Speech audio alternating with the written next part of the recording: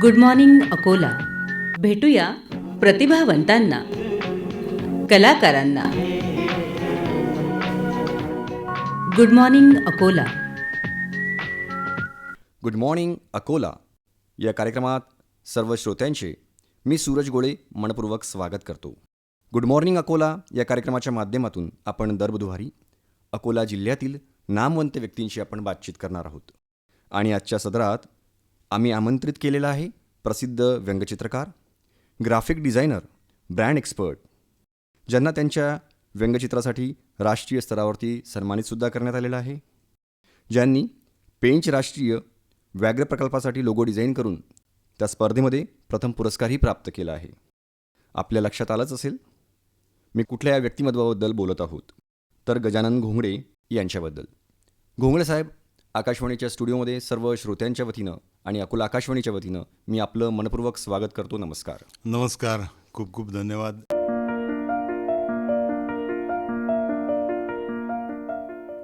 सर्वप्रथम गजानन घोंगडे हे व्यक्तिमत्व कसं घडलं? तुमचं शिक्षण कुठे झालं आहे? तुमचं महाविद्यालयीन शिक्षण आणि मग व्यंगचित्रकडे आपण कसे वळलात? थोडक्यात आपण जर आपली जर्नी सांगितली तर निश्चितच प्रेरणादायी नक्की आपल्याला. नक्की. चित्रकलेची मला खूप लहानपणापासून आवड होती. आणि दुसरं असं होतं की गणित, नंतर रसायनशास्त्र, भौतिकशास्त्र या विषयांशी काही फार तेवढं जमत नव्हतं. आणि 10वी झाल्यानंतर काय करायचं हा मोठा प्रश्न होता. माझ्या भावाची इच्छा होती मी इंजिनिअरिंग करावं, पण मला माहीत होतं की तिथे काही आपली बोंब पडणार नाही. मग योगायोगाने अकोल्यात चित्रकला महाविद्यालय सुरू झालं आणि मग वडिलांनी तिथे माझा प्रवेश करून दिला. अच्छा. आणि सगळ्यात महत्त्वाची गोष्ट म्हणजे त्या कॉलेजमध्ये ॲडमिशन घेईपर्यंत मला हे माहीत नव्हतं की तिथे शिकवतात काय, चित्रकला महाविद्यालय हा प्रकार काय काय असतो? हां. मग तिथे ॲडमिशन घेतल्यानंतर एक एक गोष्टी कळत गेल्या. जसं आपली इथे 11वी 12वी असते ना, तसं फाउंडेशन असतं स्कूल ऑफ आर्टला. आणि त्याच्यानंतर 4 वर्षांची डिग्री असते. तर हे वेगवेगळ्या ठिकाणी म्हणजे 4 अधिकृत कॉलेज आहेत सरकारचे. काही ठिकाणी वेगळं आहे, 2+3 आहे, म्हणजे 2 वर्ष आणि नंतर 3 वर्ष असं पण आहे. तर मी जो फॉर्मॅट केला तो 1 वर्ष फाउंडेशन आणि 4 वर्ष डिग्री. मग 1 वर्षाचं इथलं फाउंडेशन झाल्यानंतर जसं बाकी याच्यामध्ये ब्रांचेस असतात, BSc कॉम्प्युटर, BSc मायक्रोबायोलॉजी, त्याप्रमाणे याच्यातही असते BFA applied art, BFA drawing and painting, BFA textile, BFA sculpture. Applied आर्टचा अर्थ होतो जी आर्ट रोजच्या आयुष्यामध्ये अप्लाय होते, applied art. Drawing and painting म्हणजे पेंटिंग करणं किंवा डिटेल जे ज्याला म्हणतात ह्युमन फिगर्स आणि बाकी ह्या सगळ्या गोष्टी. त्याच्यात रंगलेपन, चित्रांकन हे जास्त शिकवलं जातं. आम्हाला जास्त शिकवलं जातं की तुमच्या कलेच्या माध्यमातून एखादी गोष्ट विकायची कशी. तर मी त्यामध्ये डिग्री घेतली अप्लाइड आर्टमध्ये आणि त्याच्यानंतर अकोल्याला आलो. दुर्दैव असं की कॉलेजमधल्या राजकारणामुळे मला फायनल इयरला नापास केलं. मी 3 वर्ष नागपूर विद्यापीठाचा मेरिट विद्यार्थी होतो चित्रकला महाविद्यालयात. 4थ्या वर्षी मला नापास केलं. मग मी नागपुरात राहून काही दिवस आंदोलन केलं. मग आंदोलन किती दिवस करायचं, बरोबर. मग अकोल्याला आलो. आणि याच्या आधी काय होतं की एक्झाम आणि याच्या दरम्यान 1990ची गोष्ट आहे, त्या दरम्यान भारतात राजकीय बऱ्याच घडामोडी चाललेल्या होत्या. आणि माझं सौभाग्य असं की माझ्या वडिलांना वाचनाची खूप आवड होती, त्याच्यामुळे मग ती मलाही लागली. आणि माझ्या घरी मॅक्झिमम पॉलिटिकल राजकीय मासिकं, वर्तमानपत्र तर यायचे, पण राजकीय मासिकं, साप्ताहिकं खूप यायचे. आणि मी खूप लहानपणापासूनच वडिलांशी या सगळ्या विषयांवर चर्चा करायचो की दिल्लीत राजकारण कोण करतं, काय करतं वगैरे. आणि त्यांच्याशी चर्चा करता करता करता काय झालं की एक माझी भूमिका तयार झाली, एक मॅच्युरिटी जी म्हणतात की नाही. ते खूप गोष्टी शेअर करायचे माझ्यासोबत की ते म्हणायचे, बेटा देशामध्ये 2च जाती आहे, श्रीमंत आणि गरीब, दुसरी कुठली जात नाही आहे. नंतर आपल्या देशात श्रमाला प्रतिष्ठा नाही आहे, श्रमाला किंमत नाही आहे, ह्या गोष्टी सांगायच्या. नंतर ते म्हणायचे की उद्या जर एखादा श्रीमंत फुटाणे खात असला तर लोक म्हणतील म्हणे वो अमीर है, शौक से खा रहा हूँ. बरोबर. आणि तेच गरिबांनी खाल्ले तर म्हणतील म्हणे लेकाला खायला काही भेटलं नसेल म्हणून फुटाणे खातो आहे. बरोबर. तर अशा खूपशा गोष्टींनी माझी मानसिक जडणघडण होत गेली. जे राजकीय घडामोडी चालल्या होत्या त्याच्यामध्ये मी खूपच अवेअर आणि अलर्ट होतो माझ्या सोबत्यांपेक्षा, कारण वडिलांकडून आलेलं हे सगळं. मग मी याच्यावर एक लेख लिहिला मोठा 2 पानांचा, तो वडिलांना पाठवला. मग वडिलांनी मला उत्तर दिलं की तुम्हारा हथियार कलम नाही कुची है. कुची आहे. लेख लिहिणं हे संपादकाचं काम आहे, तू आर्टिस्ट आहे, तू ब्रशचा वापर केला पाहिजे. म्हटलं ठीक आहे. आणि मग पुन्हा देशातल्या राजकारणाला एक दिशा मिळाली वेगळी. मग मी त्यावर पहिलं व्यंगचित्र काढलं. अच्छा.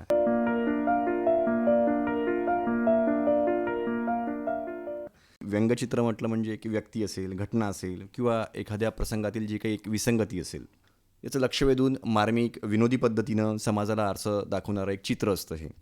तर हे व्यंगचित्रविषयी आपण अधिक कसं व्यक्त व्हाल, काय सांगाल, काय ही कला आहे? नाही, व्यंगचित्रासाठी कसं आहे की व्यंगचित्रासाठी तुम्हाला चित्रही चांगलं काढता आलं पाहिजे. बरोबर. म्हणजे ॲटलिस्ट तुम्हाला जे सांगायचं आहे ते चित्रकलेतून दिसलं पाहिजे. दिसलं पाहिजे. त्याच्यासाठी आता हे चित्रकला तुम्हाला चित्र अवगत असली पाहिजे. व्यंगचित्रकारांमध्ये बऱ्याचदा हा वाद होतो की चित्र महत्त्वाचं नाही, कल्पना महत्त्वाची. पण तसं नाही, शब्द जर इतके महत्त्वाचे तितके सूरही महत्त्वाचे आहेत. बरोबर. त्याच्यामुळे ड्राफ्टिंग उत्तम असलं पाहिजे असं बाळासाहेब ठाकरे म्हणायचे. ते मोठे व्यंगचित्रकार होते. आणि कल्पना तुम्हाला चांगली सुचली पाहिजे. आणि नुसतं कल्पना सुचून चालत नाही, ती प्रॉपर चित्रात मांडता आली पाहिजे. म्हणजे हा एक वेगळा त्रास आहे. म्हणजे नुसतं कल्पना सुचून तुम्हाला चालत नाही, ती मांडता आली तुम्हाला ती त्या प्रॉपर वेमध्ये मांडता आली पाहिजे.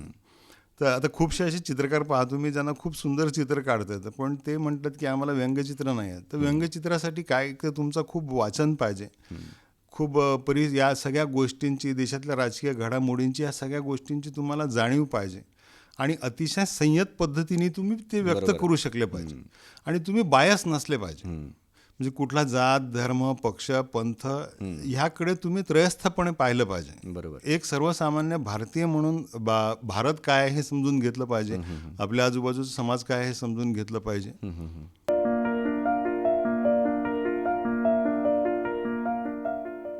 मराठीमध्ये बरेचसे असे प्रसिद्ध व्यंगचित्रकार असतील, त्याच्याशी सर्वच लोक सुपरिचित आहेत.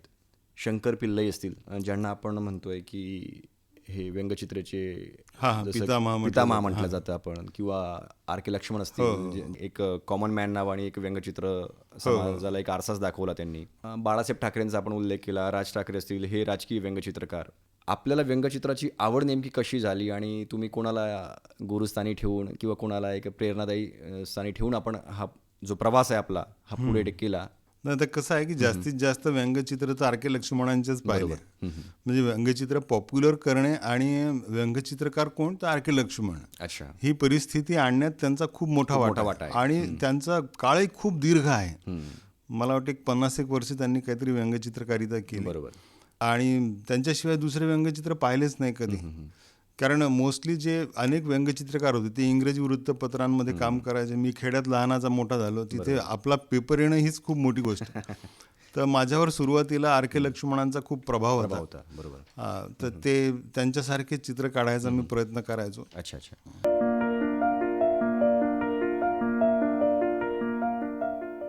व्यंगचित्राचे काही प्रकार सुद्धा असतील, त्याच्याविषयी पण थोडं जर आपल्या श्रोत्यांना जर आपण अवगत करून दिलं तर. कारण आपण बघतोय की व्यंगचित्राकडे बघण्याचा फक्त एकच दृष्टिकोन असतो आपलं की हे व्यंगचित्र आहे. सामान्य माणसाला कळत नाही त्याच्यात पण काही प्रकार असतील वगैरे असं. नाही, याच्यामध्ये बघा, शब्दरहित व्यंगचित्र हा एक प्रकार आहे जो श्रीधर फडणीसांनी खूप चांगल्या पद्धतीने राबवला. श्रीधर फडणीस हे अत्यंत उत्तम व्यंगचित्रकार आहेत. आपण बालभारती वगैरे ही जी पुस्तकं होती गणिताची वगैरे, 1ली ते 5वीची, त्या सगळ्यांमध्ये फडणीसांची चित्र असायची, श्रीधर फडणीसांची. आणि मोहिनी या दिवाळी अंकाचं मला वाटतं लागोपाठ काहीतरी 60 की 70 वर्ष त्यांनी कव्हर केलेलं आहे. बापरे. तर ते शब्दरहित व्यंगचित्र हा एक प्रकार आहे. मी जे काढतो ते मोस्टली राजकीय व्यंगचित्र. एक असतात सामाजिक व्यंगचित्र, म्हणजे ते कधी पण तुम्ही वाचू शकता. माझ्या व्यंगचित्राला आजचा संदर्भ आहे. उद्या माझं व्यंगचित्र शिळं होतं, ती घटना गेली, ते व्यंगचित्र गेलं. काही काही सामाजिक व्यंगचित्र असतात जे परिवारावर रेखाटलेले असतात किंवा इन जनरल रेखाटलेले असतात, ती गोष्ट वेगळी. एक प्रकार आहे सोशल अवेअरनेस.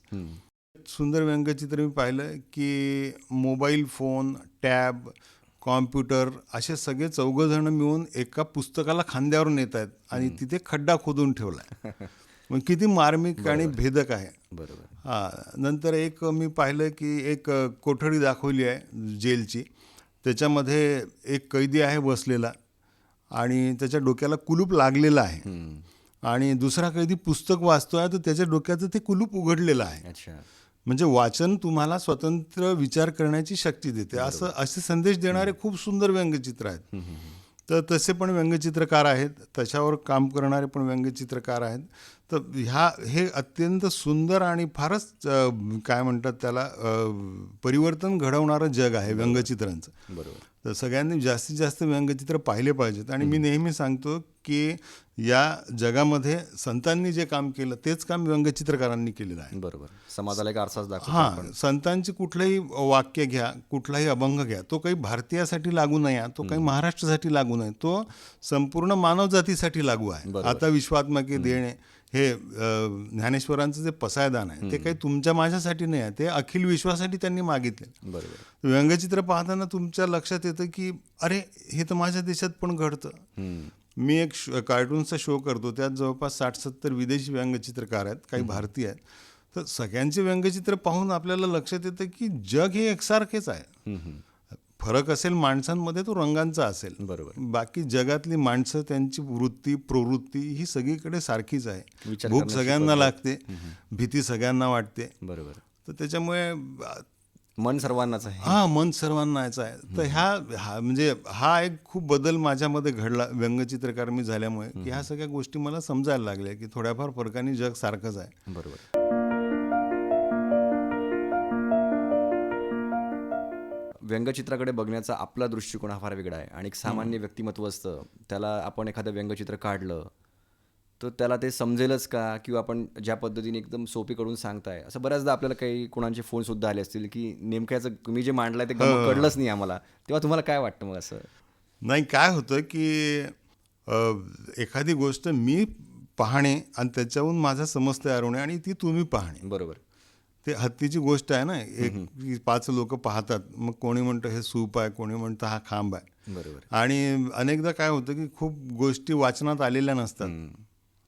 ढोबळमानाने जे वाचनात येतं किंवा ऐकण्यात येतं ते माणसाला माहीत राहतं. पण एखादी छोटीशी गोष्ट असते कुठेतरी आलेली, पण ती खूप मजेदार असते. मी वाचलं की एक क्रिकेटपटूला चालू आहे की बा तू सेवानिवृत्त का होत नाहीस. तो म्हणतो माझ्याकडे अजून वय आहे, 43 वर्षाचा आहे, माझ्याकडे अजून 10 महिने आहेत. तर मी त्याच्यावर एक व्यंगचित्र काढलं की एक त्याला राजकीय माणूस म्हणतोय की तू राजकारणात ये ना, तिथे वयच नाही आहे. आता हे व्यंगचित्र समजा एखाद्याला समजलं नाही तर त्याचं कारण असेल की त्याला ती बातमी माहीत नाही. बरोबर. बरोबर. तर ती बातमी वाचली असेल तुम्ही तर तुम्हाला याच्यातली मग गंमत तो कळते. संदर्भ कळेल. हां, तर मोस्टली हा विचार करावा लागतो की ढोबळमानाने कुठले संदर्भ लोकांना माहीत आहेत.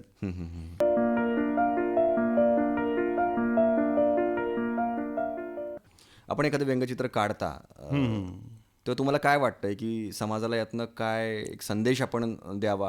संदेश तर मोठ्या मोठ्या लोकांनी दिलेले आहेत. बाबासाहेबांनी दिलेला आहे, महात्मा फुलेंनी दिलेला आहे, शिवाजी महाराजांचं तर अख्खं आयुष्य संदेश नाही, पण आपण आहे एखादी कला काढतोय त्यातनं काहीतरी नाही आपल्याला ना, सांगायचं त्याचा असतं. कार्टूनचंच तुम्हाला सगळ्यात मोठं सांगतो. काय होतं, खूपदा असं होतं की एखादा आपल्यापेक्षा शक्तिशाली धिप्पाड असा गुंड माणूस असतो जो तुम्हाला मारतो. तुम्ही त्याला काही करू नाही शकत. बरोबर. मग एखादा त्याच्या तोडीस तोड भेटतो आणि तो माणूस त्याला मारतो. तर तेव्हा तुम्ही त्याला प्रोत्साहन देता, चिअरिंग देता की मार मार मार, कारण तुम्ही त्याला मारू शकलेले नाही. बरोबर. व्यंगचित्राच्या बाबतीत मी नेहमी सांगतो की व्यंगचित्र लोकांना आवडतं का आणि व्यंगचित्र का गरजेचं आहे. तर काय होतं की मला निसर्गाने व्यक्त होण्याचं साधन दिलेलं आहे व्यंगचित्र, प्रत्येकाला नाही दिलेलं. बरोबर. तर मग काय होतं, बरं व्यक्त प्रत्येकाला व्हायचं आहे ना. हो. या देशात जे काही घडतं त्याच्यामुळे सर्वसामान्य माणसावर काहीच परिणाम होत नाही किंवा काहीच फरक पडत नाही, असं तर होत नाही. हे समजणं चुकीचं आहे. बरोबर. पण तो व्यक्त होऊ शकत नाही. मग जेव्हा तो व्यंगचित्र माझं पाहतो तेव्हा तो म्हणतो हां, मला हेच म्हणायचं होतं. तर त्याच्यातून त्याच्या मनात जे साचलेलं असते त्याला एक मार्ग मिळतो, एक वेआउट मिळतो निघून जाण्यासाठी, आणि त्याच्या मनातली ती खळबळ शांत होते. हे एक सगळ्यात मोठं काम व्यंगचित्र करतं. बरोबर. आणि तसे मला फोन येतात की यार कोणी ना कोणी बोलणं गरजेचं होतं, कोणी ना कोणी काढणं गरजेचं होतं, तुम्ही काढलं फार बरं केलं. म्हणजे ते शांत झाले, त्यांच्या मनातली खदखद, चिडचिड, संताप माझ्या व्यंगचित्राच्या माध्यमातून निघून गेला. हे कुठं तुम्हाला असं वाटतं की आपण जे काही केलं आहे ते सार्थकी लागलंय आपलं काम?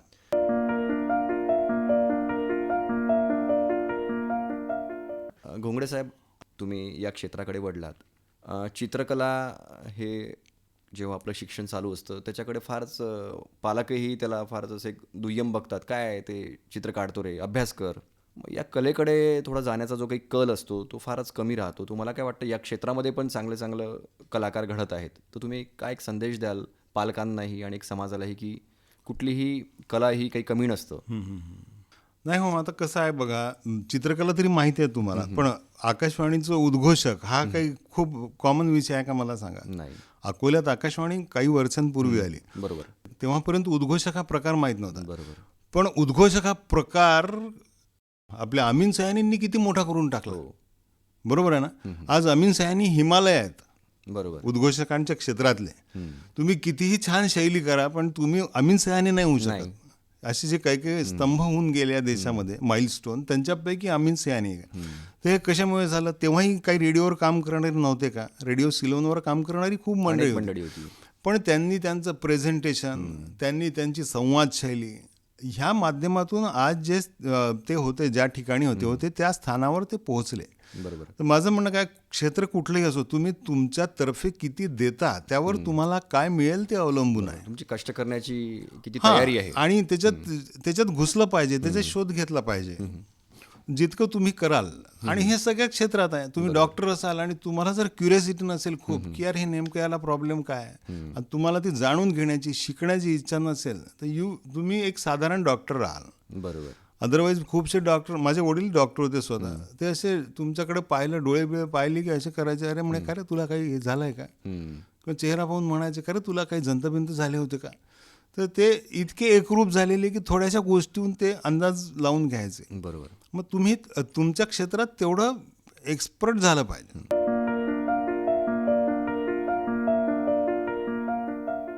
तुम्ही तुमच्या क्षेत्रामध्ये एक्सपर्ट जे झाले आहेत, ते त्याच्यामागे तुमच्या वडिलांची पण खूप मोठा एक वाटा माझ्या आहे. तुम्ही म्हणजे आई वडिलांचा खूप मोठा हात आहे. अदरवाईज माझ्या वडिलांनी जर विचार केला असता की काय चित्रकला करून राहिला रे. बरोबर. म्हणजे मी नापासून आलो तेव्हा माझ्या वडिलांनी मला सांगितलं की जोपर्यंत बेटा म्हणे मी जिवंत आहे आणि मला पेन्शन मिळते, तोपर्यंत तू काहीही काळजी करायची नाही. तुला जे करायचं ते कर, तू पैसे कमावले नाही तरी चालेल. मला फक्त एकच गोष्टीचं टेन्शन आहे म्हणे की तू रिकामा बसू नाही शकत, तू रिकामा राहिला तर तुझं काय होईल. बरोबर. तुमच्यावरती विश्वास होता त्यांना. हा, फार विश्वास होता. मग आज मी जोही काही आहे, त्यांनी विश्वास नसता दाखवला तर कदाचित नसतो राहिलो.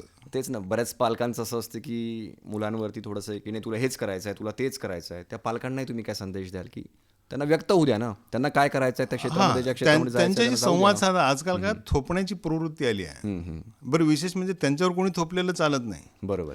आणि तुम्ही मुलांवर थोपताय, तर मुलांशी चांगलं सकारात्मक बोलणं खूप गरजेचं आहे. आता मी हँडरायटिंगचे क्लासही घेत होतो पहिले, तर माझ्याकडे काही आया यायच्या त्या मुलांबद्दल सांगायच्या की सर याचं अक्षर नाही, इतका घाणेरडायचं अक्षर नाही, इतकं घाणेरडायसारखं पाहिलं जात नाही सर. मी एका बाईला म्हटलं हेच तुमच्या नवऱ्याने बोलला तर, की तू इतकी भाजी घाणेरडी करते नाही, इतकी घाणेरडी भाजी करते नाही की खाऊ नाही वाटत. म्हटलं काय कराल तुम्ही त्याचं? म्हटलं त्या मुलाच्या मनावर काय परिणाम होतो हे पाहून बोला. बरोबर. आणि त्याच्यासोबत राहा, त्याचे मित्र व्हा, त्याला नवीन नवीन गोष्टींची ओळख करून द्या, जे या जगात आहे, जे तुम्ही लहानपणी अनुभवलं नाही त्या गोष्टी. आपल्याकडे लहानपणी म्हणजे मी गरीब होतो, माझ्या पोराला कमी नाही पडलं पाहिजे, मी एक शर्ट घालतो त्याला 4 शर्ट. अरे बाबा, त्याच्यापेक्षा त्याला कुठेतरी घेऊन जा. बरोबर. किल्ल्यावर घेऊन जा एखाद्या, तू निसर्गाशी लहानपणी एकरूप गेला. करा थोडं. हा, निसर्गाशी एकरूप करा. तू लहानपणी पुस्तकं नाही वाचू शकला, पुस्तकं दाखव. बरोबर. मी माझ्या लहानपणी चार्ली चॅपलिनचे सिनेमे पाहिले नव्हते. तर माझा मुलगा लहान असताना मी चार्ली चॅपलिनचे सगळे क्लासिक सिनेमे आणले त्याला दाखवायला. म्हटलं बा, याच्यावर आतापासून जे काही मला कळत होतं ते सगळं मी त्याला एक्सप्लोअर केलं. त्याला गाणे ऐकवले, त्याला मी पुस्तकं आणून दिले, त्याला मी सिनेमे दाखवले. बाकी म्हटलं अभ्यास बिभ्यास तर ते पोरं करणारच आहे शाळेत. बरोबर. आणि ते तर आहेच, ते करणंच आहे शेवटी. हा, आणि जबाबदार मुलं जर असले ना आणि तुमचे तसे संस्कार असले तर पोरं करतात आपल्या मनाने. थोडा विश्वास ठेवला पाहिजे मुलांवर. करतात आणि मग त्या क्षेत्रामध्ये उच्च पदावरती निश्चितच जातात. जातातच.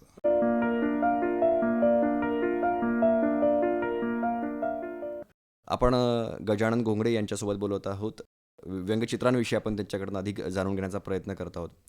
घोंगडे साहेब, आपण बघतोय की व्यंगचित्र वाचकाला जो पण बघतो त्याला हसवतंही, रडवतंही. काही व्यंगचित्र एक सामाजिक स्थितींवरती पण एक प्रकाश टाकतात, समाजाला प्रबोधनही करतात आणि समाजाला विचार करण्याला भागही पाडतात. जे आपण पण व्यंगचित्र काढता याच्यातनं पण आपल्याला बऱ्याचदा कॉल येत असेल, तुम्ही समाजाला एक दिशा दाखवताय, यातनं तुम्हाला आपण काही करतो आहे, समाजाला आपण काही देतो आहे यातनं थोडंसं मनाला पण एक चांगलं वाटत असेल.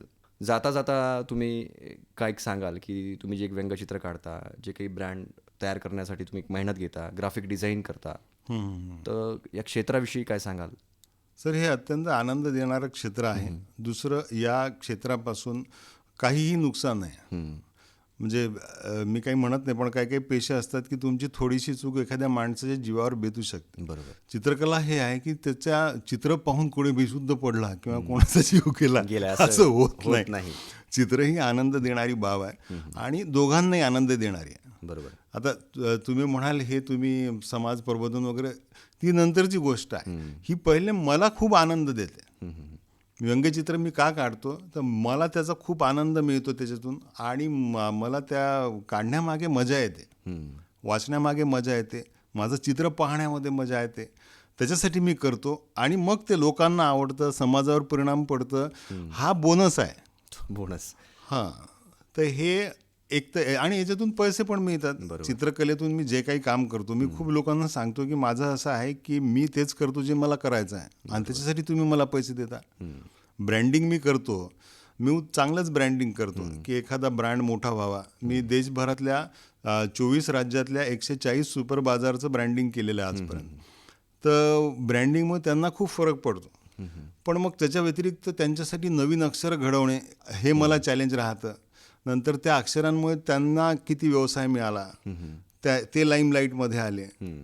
तर हा, आणि नवीन काही अक्षर मी घडवले, याचा मला खूप आनंद होतो की आपण काहीतरी नवीन करतो आहे, आपलं कुठेतरी जात आहे. म्हणजे आज नोएडामध्ये माझे अक्षर आहेत सुपर बाजारवर, उत्तर प्रदेशमध्ये आहे, लखनौमध्ये आहे, गुजरातमध्ये आहे. मी पंजाबीमध्ये पण एक लोगो तयार केला आहे, तो पंजाबमधल्या एका शहरात आहे. गुजरातीमध्ये एक लोगो तयार केलेला आहे, हिंदी आणि गुजराती दोन्हीमध्ये.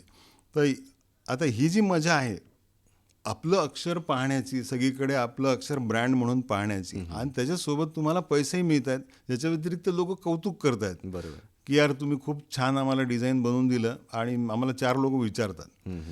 तर हा इतका बोनस जगात मला नाही वाटत कुठल्या व्यवसायात मिळत असेल.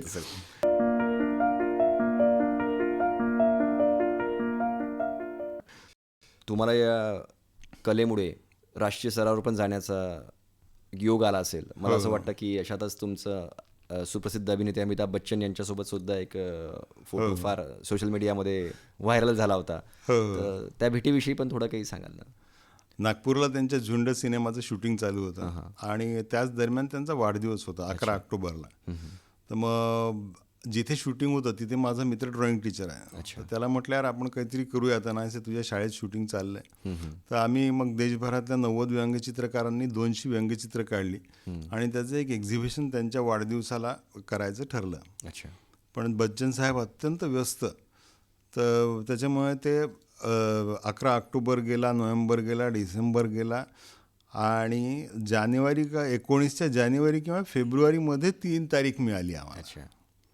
आणि ते तयार झाले आणि ते आले, त्यांनी व्यंगचित्रांचं आमचं प्रदर्शन पाहिलं, हातोहात त्यांनी ट्विट पण केलं त्याच्यावर. आणि मी काय केलं होतं की त्यांच्या वडिलांच्या काही कविता, त्याचं सुलेखन, त्यांच्या वडिलांचं एक चित्र, नंतर अमिताभ बच्चन यांच्या गाजलेल्या संवादांची कॅलिग्राफी, नंतर अमिताभ बच्चन यांचं पेंटिंग, कार्टून, स्केच, असं एक पुस्तक तयार केलं होतं 30-35 पानांचं. ते त्यांना दिलं. मग त्यांच्या पीएनी लगेच फोन केला आणि माझ्याकडून अजून 10 पुस्तकं मागून घेतली. म्हणजे सरांना तुमचं खूप आवडलेलं 10 पुस्तकं आम्हाला मिळतील का, आम्ही इतक्या तारखेपर्यंत नागपुरात आहे. मग त्यांना ते करून दिलं. आणि आश्चर्याची गोष्ट म्हणजे काही दिवसांनी मला मग बच्चन साहेबांचं पत्र आलं. अच्छा. त्या संदर्भात. तर ही खूप माझ्यासाठी उपलब्धी आहे की अमिताभ बच्चन यांचं पत्र, महत्वानं कौतुक, पाठीवरती थाप देत आहे आपल्या, निश्चितच एक प्रेरणादायी. आणि माझं खूप वर्षांचं स्वप्न होतं, म्हटलं काहीतरी भेटू, पण ते भेटून ते माझ्या चित्रांना ॲप्रिशिएट करतील आणि मग पत्र पाठवतील असं मला कधीच नव्हतं वाटलं. तर ते, आणि तुम्हाला खरं सांगतो की अमिताभ बच्चन यांची भेट झाल्यानंतर ते अख्ख्या हॉलमध्ये उभा होतो मी आणि मग विचार करत होतो की आता राहिलं काय आयुष्यात करायचं. एकदम मी काय स्तब्ध, शून्यामध्ये एकदम. पोकळी येऊन गेली होती. म्हटलं "आप बाकी नाही कुछ." एक अमिताभ बच्चन यांना बाकी पुरस्कार वगैरे सगळे मला मिळून गेले होते नॅशनल लेवलचे, फक्त अमिताभ बच्चन एक भेटायचे बाकी होते. बरं, सचिन तेंडुलकरांना मी भेटलो आहे, मी पु ल देशपांडेंना भेटलो आहे, म्हणजे माझ्या आवडच्या मोस्टली माणसांना मी भेटलोय. फक्त बच्चन सर बाकी होते, तर मग त्यांनाही भेटलो. अच्छा. मग त्यावेळी असं मला वाटलं एकदम.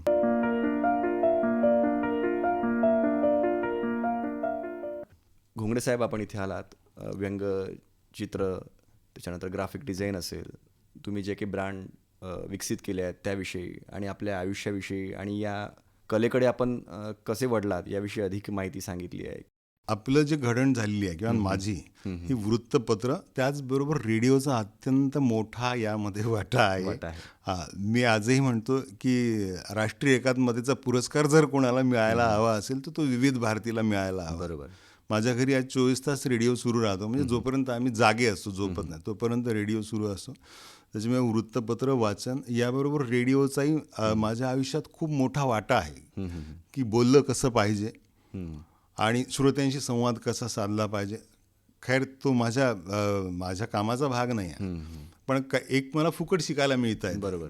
माझ्यासारखे करोडो लोक आहेत ज्यांच्या आयुष्याचा रेडिओ हा अविभाज्य भाग आहे. आणि अकोला आकाशवाणीशी तर माझे खूप वर्षांपासून संबंध आहेत. गुड मॉर्निंग अकोलाच्या निमित्ताने सगळ्या श्रोत्यांशी संवाद साधता आला मला, त्याबद्दल मी तुमचेही आभार मानतो आणि खूप खूप धन्यवाद आपण इथे मला बोलवल्याबद्दल. आपण इथे आलात त्याकरता मी अकोला आकाशवाणीच्या वतीने, श्रोत्यांच्या वतीने आपले खूप खूप आभार मानतो. धन्यवाद. Good morning Akola.